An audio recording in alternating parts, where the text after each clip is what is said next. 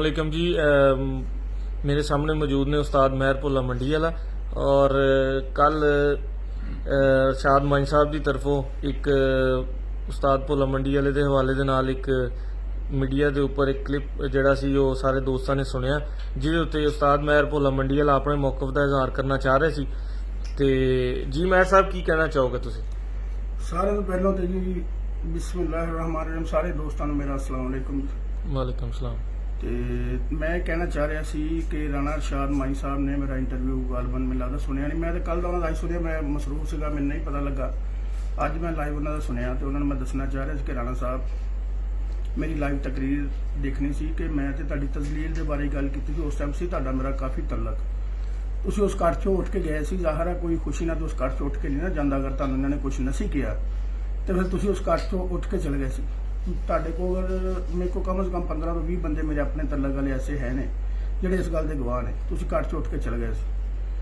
तो राणा साहब मैं तुहानूं तुहाडी तजलील के बारे दस्सिया सीगा ते इह शौक की गल आ तो शौक की हद तक ही रहनी चाहिए, शौक की हद तक रखो। तो बाकी दूसरी गल है कि तुसीं कल कुछ लूज टॉकिंग कर रहे सी, मैं उस दिन भी लूज टॉकिंग नहीं की, ना मैं तुहाडे मुतल्लक कोई ऐसी गल की है। लूज टॉकिंग तुसीं ये कर रहे सी कि तुसीं बावां चुक के कदी गाली तक भी गए हैं, तो कदी तुहानूं कोई तुहाडा बाजू फड़ रहा सी, कदी कोई फड़ रहा सी। तो यार गल ये तूं असीं घर ही हुन्ने आ, मंडी टाइम ते मंडी हुन्ने आ ते उस तो बाद घर हुन्ने आ। मेरे घर का भी तैनूं बखूबी पता वा, मंडी भी मैं हुन्ना।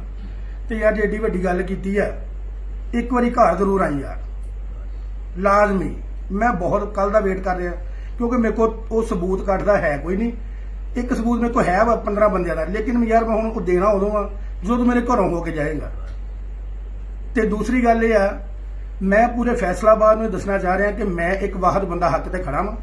मैं अपने आप ते फखर महसूस कर रहा वा कि अज जिन्ने भी ये यूनीयन वाले साबका बंदे सिगे, देखो ना कित्थे कित्थे मेरी वजह ने चल के जा रहे हैं, साडे दोस्तों की इज्जत हो रही है।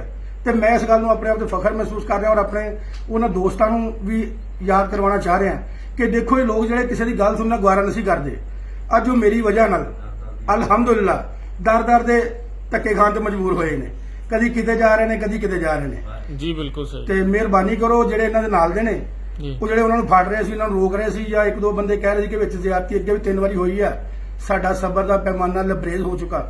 वो थोड़ा जिहा सबर का पैमाना वो भी लबरेज तो छड़ देन ते उहदे नाल दे जरा उन्होंने कोई इजाजत दे देन ते चलो यार उन्हें एक बार मेरे घर जरूर भेजो, मैं बड़ी शिद्दत नाल इंतजार करांगा, लाजमी मेरे घर आवे जी। अस्सलाम वालेकुम।